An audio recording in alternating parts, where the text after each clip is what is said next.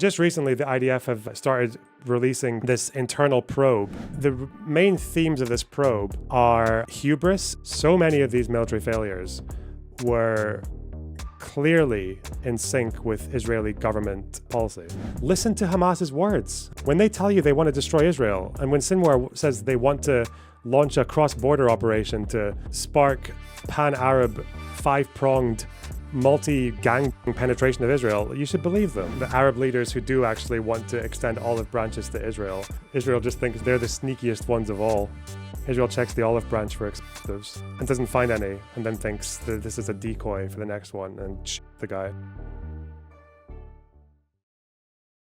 This is Sinwar, just a couple of days after the ceasefire of the 2021 Gaza war, talking about Israel's claim, and well, among other things, he's talking about Israel's claim that they had destroyed a significant amount of Hamas's tunnels. واسمحوا لي بصورة خاصة. He is talking to Al Jazeera here, by the way. He's giving a speech to Al Jazeera journalists.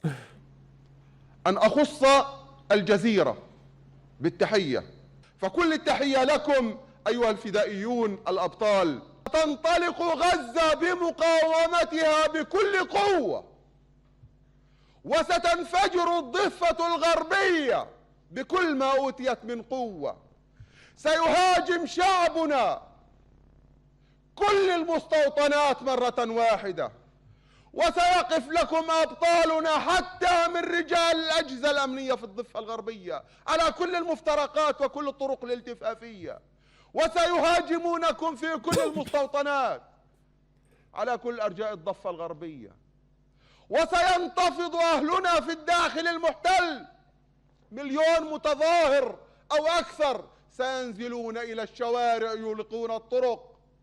وأنا متأكد تماما أن لدينا في الداخل المحتل ما لا يقل عن 10,000 استشهادي إذا ما تم المساس بالمسجد الأقصى. يعني لو صحت روايتهم فهم دمروا بس إيش 20%. والعهد علينا في قيادة المقاومة أنه لن ينقضي هذا العام بإذن الله سبحانه وتعالى إلا وقد تحققت انفراجة كبيرة في الحياة الاقتصادية والإنسانية في قطاع غزة. لن ينقضي هذا العام ومشاكل قطاع غزة التي نجمت عن الحصار والحرب والتدمير كما هي لن ينقضي، وليسمع العالم أجمع، سنحرق الأخضر واليابس إن لم تحل مشاكل قطاع غزة. الآن بلينكن بيحكي على إنه بده يلعب على التناقض الداخلي، وإنه أموال الإعمار بدها تيجي من خلال السلطة مش من خلال حماس، على أساس نسكر على حماس ونقوي السلطة. نقول لبلينكن ولغير بلينكن دعك من اللعب على إيه؟ على تناقضاتنا الداخلية. إحنا بنعرف نحل مشاكلنا مع بعضينا. فالشكر كل الشكر. So, a few things to take away from there. First of all, he's saying that Israel claimed to have degraded Hamas's military infrastructure, in particular the tunnels, massively in the 2021 war. Sinwar saying, no, even if you got 100 kilometers, we have 400 more worth of tunnel. That turned out to be completely true. And he's also saying that they were going to improve the humanitarian conditions in Gaza. Israel will have seen this speech at the time, and they dismissed it as aspirational, as copium, and they assessed that Hamas's real position, and Sinwar in particular, was that of a pragmatist who wanted to avoid a large-scale confrontation and to build up the humanitarian situation in Gaza. That's what Israel believed. The largest cross-border operation that the IDF was ready for, that they had protocol for, was 70 people crossing the border from a maximum of 8 breaches in the fence. So, on October 7th, when 5,000 plus people broke through from over 140 breaches, they didn't really have any preparation for that. So, just recently, the IDF have started releasing piecemeal this internal probe into the failures and analysis of the battles in October 7th, as well as failures in the IDF and how to prevent it. and it's quite revealing. So for one, this is supposed to be an internal probe. This is supposed to be an internal investigation from the IDF to figure out which parts of the military got this wrong, where did they get it wrong, who was responsible, and how can they make things better in the future. It was not supposed to be political. It wasn't supposed to be about politics. It wasn't supposed to be about this is what Netanyahu and the government did wrong. But it's interesting that the more you read through it, the more you find that that's kind of like impossible to do. So one of the things that they talk about is that the Israeli position was that Iran and Hezbollah were always going to be the top priority threats, and Hamas were just kind of like a secondary threat, which is why you might wonder why Israel was able to bomb Hezbollah's long-range rockets very, very quickly, that they were able to obviously attach exploding pagers and walkie-talkies to them, some of which they had for over 10 years, the fact that they were able to bomb Nasrallah. But with Hamas, you have this 16-month degradation war for a military that was supposed to be a lot weaker. And it's because, in large part, the IDF just didn't take Hamas that seriously before October 7th. Not at all. And the government is kind of implicated in this as well, because although they say it's only supposed to be about the military investigating their own failures, they talk about how improved civil conditions in Gaza were expected to manage the conflict, and that Hamas had been deterred and that they were basically not interested. They were more interested in building up their own civil society, and the real threats Iran and Hezbollah. And it's like, well, that might be a military position, but that was also the exact policy of Netanyahu. Netanyahu's position was mow the lawn, i.e. 2021, and view that as a successful deterrent and mostly just contain Hamas. Like this is not a military decision. That they spoke about a paradox of saying that Hamas is never going to be a long-term peace partner, but they're also not going to be replaced, because jumping in to replace them would mean a 16-month slog to get through the tunnels and the embedded infrastructure and a population that doesn't really have any alternative. So it just goes through very, very precisely like where all of these failures are. They talk about how improved civil conditions were supposed to manage the conflict. And I think they're referring to probably post-COVID, because post-COVID, the economic growth in Gaza was actually relatively high. And they thought that improving living conditions in Gaza would buy a sense of quiet from Hamas. But it also shows that Hamas were running a deception campaign. Like that Sinwar is able to state all these things on Al Jazeera and in Arab media, but also their actions were seen as, that this was only seen as rhetoric and aspiration. So when Hamas was trying to reach understandings with Israel to get more humanitarian aid into Gaza, as Sinwar mentions, that was all part of a deception campaign. And this was a deception campaign that they ran all the way until the beginning of the war, a few weeks before October 7th. And October 7th, I think 2 or 3 weeks prior, Hamas staged border protests, like March of Return, but smaller. They staged border protests. And then they called them off a couple of weeks before October 7th, because they wanted to look like, well, this was our operation, this was our war of attrition, we're going to do this, and we're going to back off. And Israel bought it. They bought it completely, because the main themes of this probe are hubris in one part. On the Israeli part, they just thought that they knew everything they needed to about Hamas. They were complacent about the strength of the border fence. They were complacent about military superiority. They were complacent about deterrence. And they were also complacent about the ability to contain the conflict. This is obviously just seen as like, and they were also complacent about the fact that Hamas constantly, and this is in the probe quite a lot, that Hamas constantly reiterated that they wanted to destroy Israel and that they wanted to do it with an operation that would lead to sort of pin like a snowball in the West Bank and into Israel, and also from Hezbollah and the Houthis and other small Iranian proxies in Iraq. They expected all that. And they spoke about that, but Israel just thought that it was rhetoric. They thought that Sinwar was pragmatic. That's how off they were.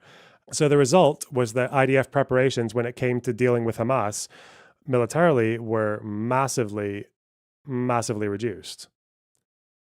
They talk about how there was quite a lot of intel that was available, but just completely ignored. So here's a little timeline. It turns out actually that the build up to October 7th is a lot older than I thought it was. So the investigation goes all the way back to 2014. Yeah, so this investigation goes all the way back to 2014. And obviously, in hindsight, they're looking at like, okay, what did we know about Hamas and what did we miss? Well, after Protective Edge, big war in 2014, about 2,000 Palestinians died, Hamas started building up their military power. And they developed what was like a sort of quasi version of a general staff. And even before Sinwar, for context, is elected in 2017, that's when he comes in. And even before 2017, Israeli intel knew that Sinwar had believed that destroying Israel militarily was possible. He actually thought that would happen. And he held that belief for a very long time. In 2016, the Hamas operations chief, Rad Saad, started devising a plan that was quoted with the intention of breaking the defenses of the Gaza division.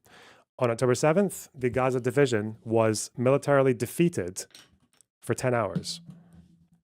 10 hours. So there's one plan here that the IDF has access to from 2016. Then in 2018, and this is when Intelligence Directorate obtains that version. They obtained the 2016 version of the plan. In 2019, that was when the plan to actually launch a large-scale attack on Israel was given formal approval.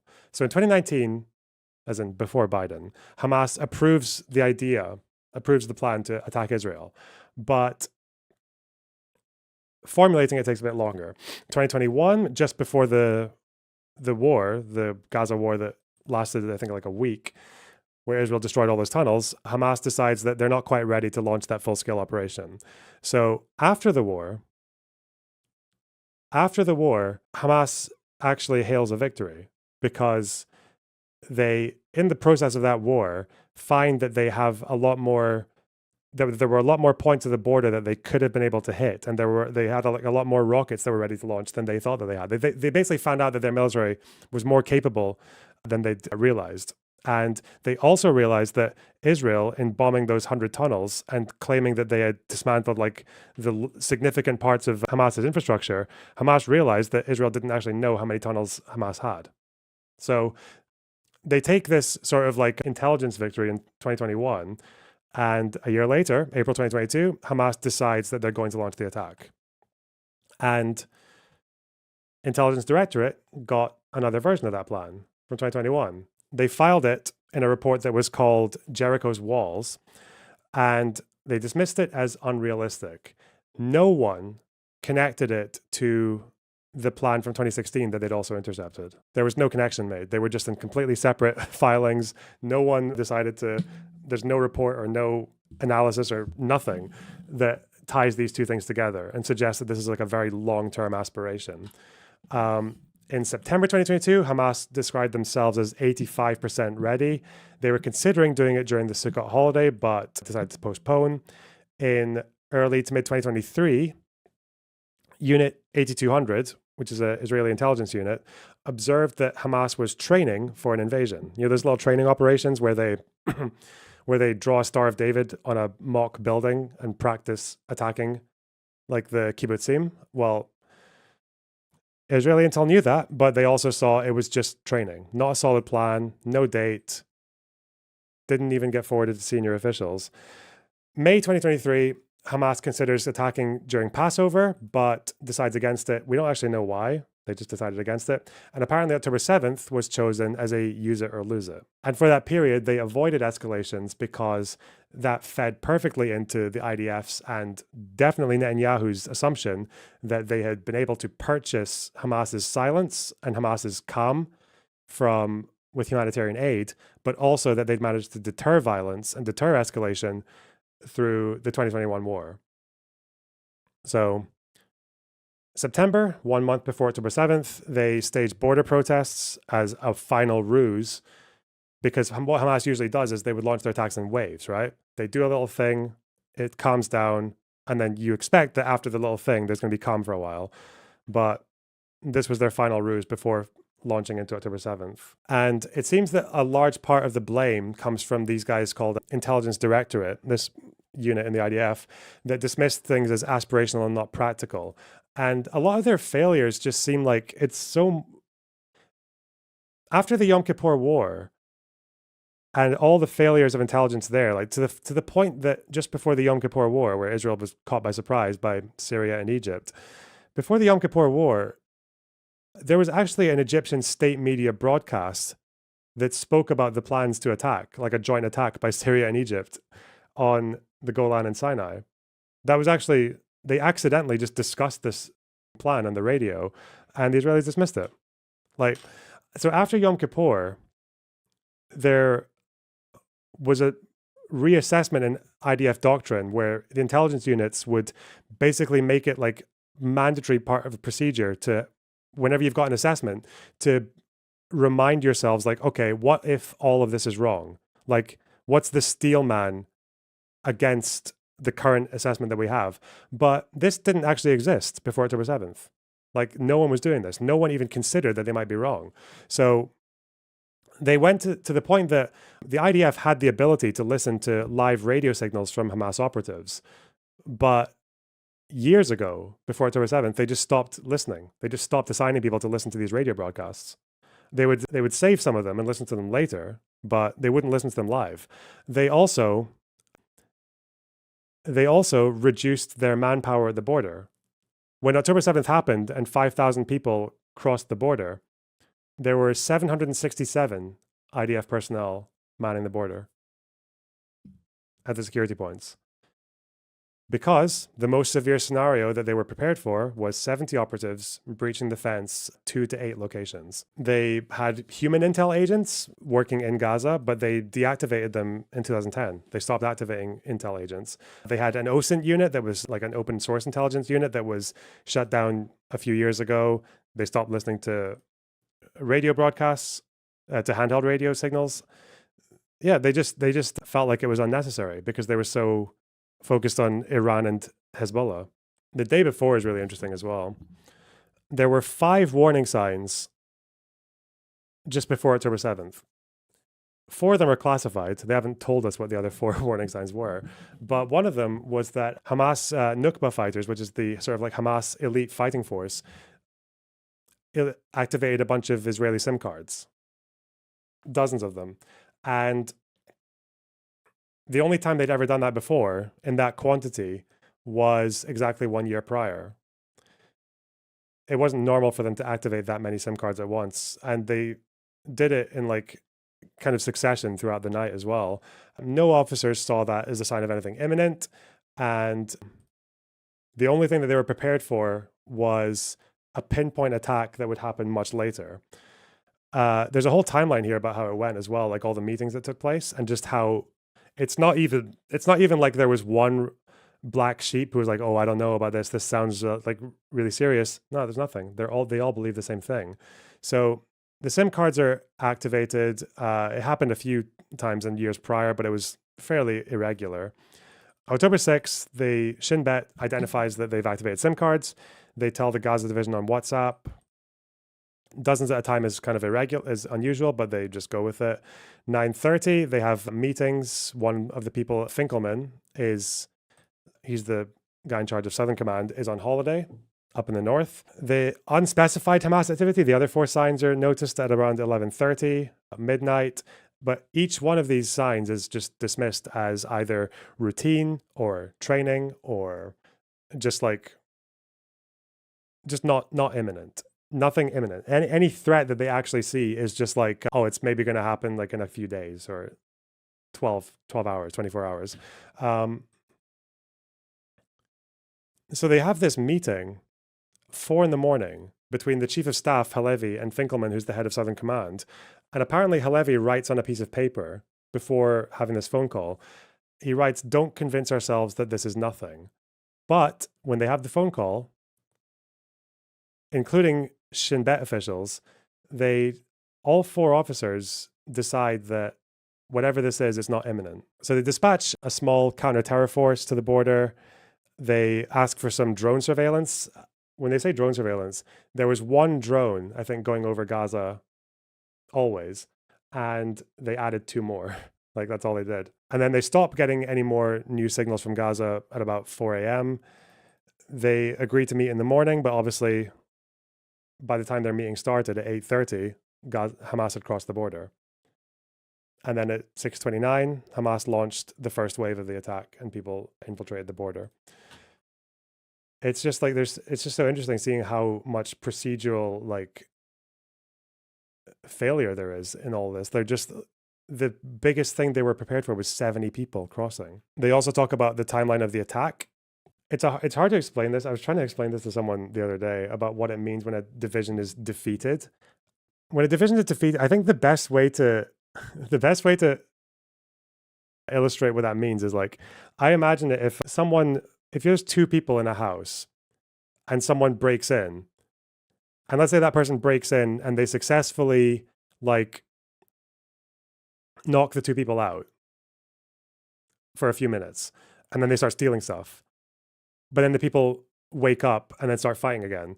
That doesn't really mean defeated, okay? If you're like caught on the back foot and you need to recover and fight them back, that's not really defeated. I think defeated is like if someone breaks into your house, one of you, and then breaks the legs of the other person so that they're just completely useless. They can't do anything. And you need outside intervention from a different unit or a different house or whatever to come in to actually keep the fight going. I think that's what defeated means. So on October 7th, the Gaza division was defeated. It couldn't recover without having other divisions coming in. So, and the Israelis didn't know that. They didn't know that the Gaza division was actually like defeated until quite a bit later after they were probing into what happened. So when the attack started, you've got 767 troops stationed at the border. And it was only months after they would find out that the division had been defeated for several hours. Hamas's attack consisted of about 4,700 rockets and over 5,000 fighters crossing the border. Most of the atrocities that Hamas committed occurred in the first 6 hours because Hamas only really had military superiority over those communities, the kibbutzim and the Nova site, for between 6 and 10 hours. After that, most of the 1,200 Israelis had already been done. After that, it was mostly them in smaller numbers fighting with the military. They talk about 38 Hamas fighters who came in speedboats to try and enter Israel by the sea. 16 managed to get in, and they killed 17 people at the beach. The most extreme scenario that the Navy was ready for was 1 speedboat or 2 divers versus 7 speedboats. The Hannibal Protocol, to confirm a few theories, was used in a handful of cases, not to civilians, okay? It was used to prevent the kidnapping of a fellow soldier by whatever means necessary, including potentially endangering their life. That was used in a handful of cases, they say. The IAF, the Israeli Air Force, was similarly not prepared for a wide-scale attack. They do talk about, you've heard this used by the Gray Zone, this idea about helicopter pilots not really knowing where to fire and not having enough information and not having the appropriate communications to know where to fire and where the civilians are. That was true, but what actually happened was because of this lack of information, resulted in several cases where terrorists were not targeted over fears that they were civilians. There were cases where there were helicopter pilots and air pilots who had targets, but they didn't fire because they were worried about civilians being there. And because of that, they used drone strikes instead, because drone strikes are more like, they're smaller. There was one incident where they used a drone strike to rescue 15 female surveillance soldiers because they drone struck a group of Hamas operatives who were attempting to reach the room that they were hiding in the Halaz. You mean the opposite of what Westerners were saying? Yep. One exception, at least one hostage, civilian hostage, I think they are, Efrat Katz. I think they were civilian. I don't know. Yeah, at least one hostage was killed by an IAF helicopter because it fired at a vehicle when that was holding both militants and hostages. They have the timeline here. This is just insane to look at. So they break the border fence over 100 locations, 37 gates. Every single IDF sentry tower, bar one, was neutralized by drone strikes. 8 minutes after the attack, the Gaza division declares Parash Pelashet, which is their most extreme scenario. 70 infiltrators, 8 locations. At 7 a.m., that's when the Hamas's attack was launched in 3 waves. First of all was 1,000 Nukba fighters, 1,400 rockets, mostly aimed at bases and cities. The initial targets, and we've spoken about this before, the targets of the first wave were the border posts, the Gaza Division HQ, and the Sderot police station, so like military and police. The second wave, after the military posts had been cleared, was to go onto the border communities. So anyone talking about Hamas having a good ratio of militant to civilian, because I think they about 300 or 400 soldiers to 800 civilians, that doesn't tell you about their intent. Their intent was the point of them killing a bunch of soldiers was to give the second wave access to the civilians. That's why they did it. They went through the military so they could get to the civilians. And then they were also hoping to reach IAF bases and things deeper in Israel. IAF declares war at 7:10. Drones, helicopters, and jets take off, barring 2 jets, I think, that were stuck because of the rocket attacks falling near them. IAF launches drone strikes at 7:15. 7:55, there are fighter jets that carry out strikes on tunnels and underground centers in Gaza. They also assumed that the attack had come from tunnels. That's why they went straight for the tunnels at 7:55. 9:30, they call for airstrikes in the border area to prevent more fighters entering or returning. I believe this is where that one hostage was killed by an Israeli helicopter. The third wave, 9 a.m., is 400 Nukba fighters and 1,000 rockets for backup. And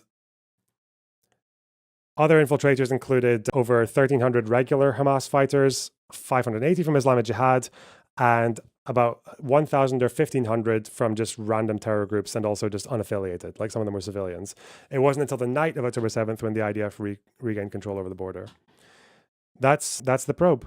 That's the findings of the probe and what happened and why they were so caught off guard. So again, they've kept on saying this is an internal military probe, but so many of these military failures were clearly in sync with Israeli government policy. Because Netanyahu believed all this as well. Netanyahu believed that humanitarian aid and improved living conditions would keep Hamas quiet, just as he believed that mowing the lawn and establishing a deterrent would keep them away as well. They believed Sinwar was a pragmatist. They believed he was a pragmatist. Ouch. So there we are. They are also releasing detailed breakdowns of every single battle on this little website that they have. I haven't looked at those yet, but I think there are quite a few of them up now. We'll probably do that over the coming days. Yeah, this is the website they've made. Kibbutz Be'eri. I think there's one more that's coming up soon. What do you believe was the proper policy they should have followed? I think they should have treated it as seriously as they treat Hezbollah. I think they should have kept listening to communications. They should have listened to Hamas's words. When they tell you they want to destroy Israel, and when Sinwar says they want to launch a cross-border operation to spark pan-Arab, 5-pronged, multi-gangbang penetration of Israel, you should believe them. You shouldn't have 760 soldiers at the fence. You shouldn't be having 2 plans that are 8 years apart that look exactly the same and not even connect them. I think they could have stopped it. I think with not that much reflection and not that much more resources, I think they could have stopped this. Yeah. The fact that no one considered that it might be something immediate, yeah, that's insane. Oh yeah, the IDF was also very much stationed in the West Bank, but that's part of the probe as well. It wasn't just to protect settlers it was also because, what was it because of? It was because they expected Hamas to be focusing more on confrontations in the West Bank as well. They were expecting if there's going to be a Hamas attack, it's going to be those smaller cells with the 25-year-old commanding officers, right? Like building bombs in little basements and shit. I think that's what they thought was going to happen. Or IEDs and like that. In that same speech, Sinwar spent 50 minutes talking about how he's hoping for international pressure and aid to prevent a war, so I don't really blame them. Yeah, but he's double speaking, isn't he? He's double speaking. And I think they're right to take this lesson, which they really should have taken long before. It's like, yeah, when an organization says they want to destroy you, you should believe them. I don't think that's much to ask. Like, if you're going to be a status quo politician, if you're going to say Hamas is not a partner for peace, but also we have no intention of or anticipation of them leaving, then it's like, well, okay, then contain them properly. Like, I don't know. I know that kind of just means like, I don't even think you need to intensify blockade measures. I think you would just need to have, what's the lesson of October 7th? Well, this is what they say. I can show you the Intel one. This is probably, actually, where is it? Oh, yeah, no, it's here. They say that manage the conflict is not feasible. I don't know if I agree with that, but focus on stopping imminent and significant threats. So make sure that you're never going to be in a position where you've got your guard down, that 5,000 people can jump over. This one, I can't blame them really, like what, shifting from tunnels to above ground invasion, because obviously they've been doing tunnels for years. Surveillance, firepower, and personnel should have been considered. Manpower should have been considered. And just the big thing was like the lack of people organizing intelligence. The fact that they were able to listen to Hamas's communications, but just not do anything with it, or the fact that they were able to intercept plans years apart, but weren't able to organize it together. Because I think with the Intel community, a large thing that they were focused on was just like improving Intel technology, but not working with Intel information. I think that was the big thing as well that they messed up. Like they had the information all in front of them. That's the thing. That's the really thing. They had all of it. They had all of it in front of them, but they just didn't have the people in place to actually do anything with it or to consider the worst scenario. I don't know. But you know what? It's exactly the same failure that I made, because before October 7th, I probably would have said, improve the humanitarian conditions and Hamas will have less incentive to go to war with you. I would have said that. I probably did say that. So me, I guess. But also, I'm not in the IDF working in Intel, so you shouldn't.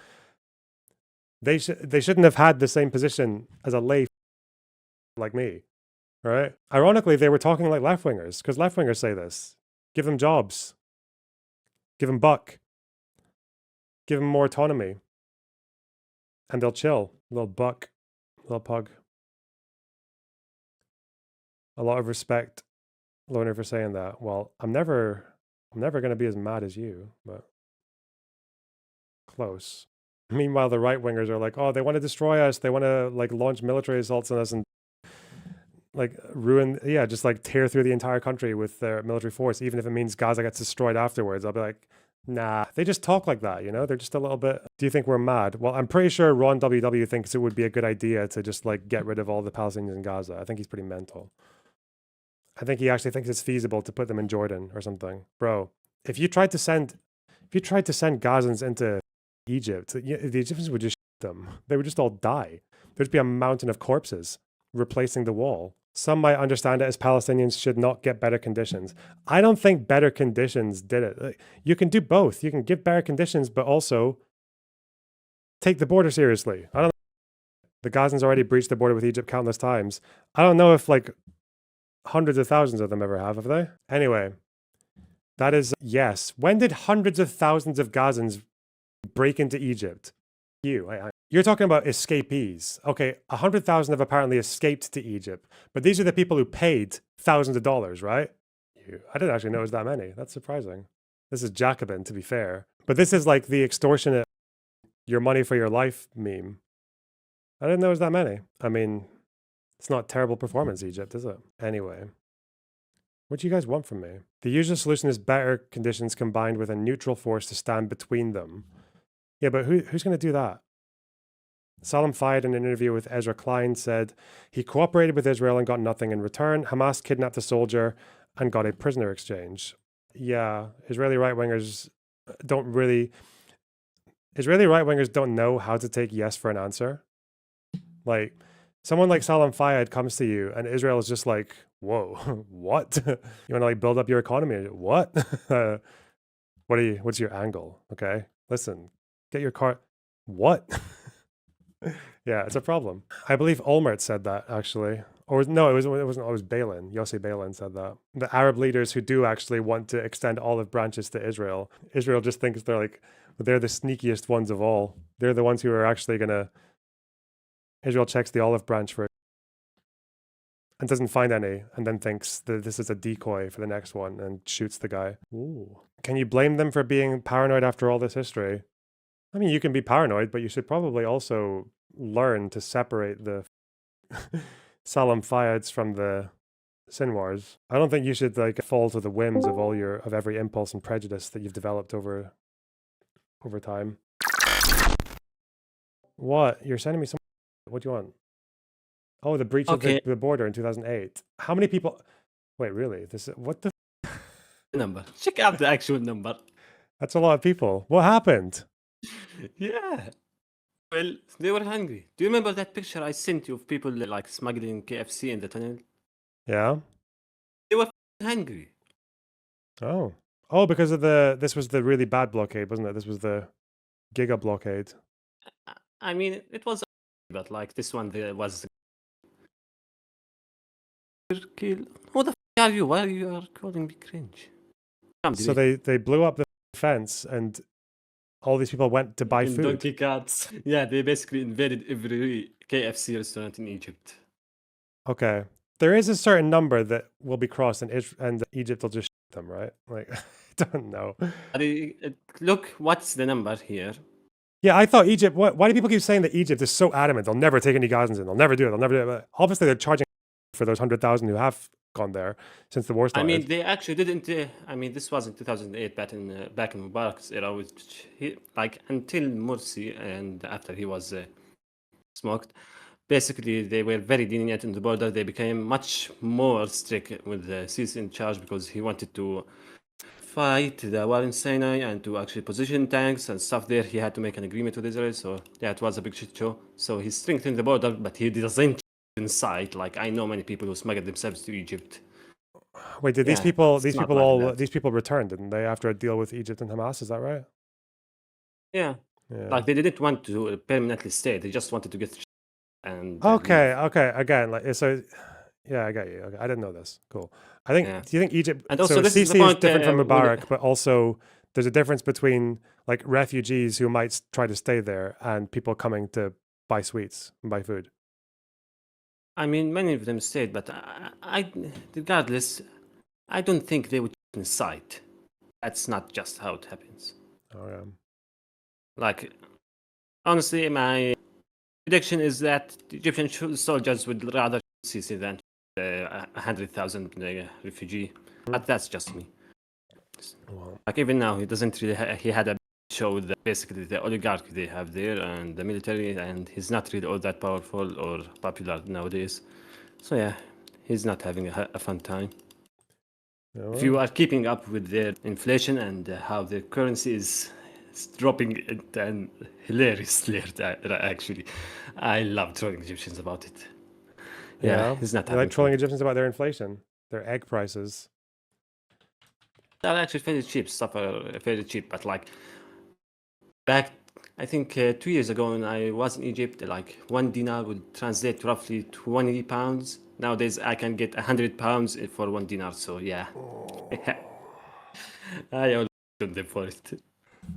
Herb, stop saying the Gazan withdrawal was a peace offer. It was literally the opposite of a peace offer. Like Sharon said, these guys are not going to do peace with us. That's why we're leaving. Like you, it's not a peace offer. It was Also, one more point about the refugees that I find that people often miss. Like they always cite that one poll from like a few years ago that talked about how 40% wishes to leave. yeah. The thing they always miss when people say I wish to leave this place is they wish to leave for somewhere they can get some education and maybe get some job, then come back. That's the important part. They wish to come back. They don't wish to get nickel cleansed to some desert shithole in Egypt. Yeah. It was like there's specific areas they want to go to, most of which wouldn't take them, and it's also that they wouldn't be able to return as well. Yeah, I know. Yeah, so like, the ones I hate the most.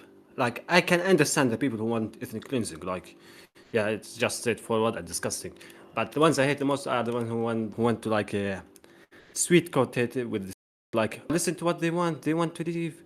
Do you think they want to stay? I hate the people who like try to pretend to be sympathetic the most. They are honestly the most disgusting I can find. Just say It was a what you war want. declaration. No, it Just wasn't. Not everything that ever happens is either a peace declaration or a war declaration. It was neither. It was these guys are not going to negotiate peace, so we're just going to leave unilaterally. That means they don't get statehood, they don't get a peace agreement, but it's also not our problem. We're not going to govern 1 million Arabs. That was what Sharon said. It was neither war nor peace. It was just this. Don't like this place. Bye. Like, Oh, by the way, Scarlett, the one who gave me the mic is Lonar, so take it up with him. oh yeah, I did, didn't I? Yeah. and I love you for it. Cute. Okay. Take care, boss. Anyways, I should probably. There were many things I wanted to talk about, but I forgot them all because I did not take my meds today. Wow. Yeah. Okay. Also, your buddies in Israel that you loved the most have just bombed Syria again. This time it's the Alawites, not the Druze, so they're having a bit of fun. Yeah, I don't. Oh, bye. Okay. Yeah, that's mental. Like, like it's not very often when Israel will just bomb a country that didn't do anything to them, but like Syria's done all to. It's wild. I don't know. It's just not a good look, man. Not a good look at all. It's bad. It's not moral.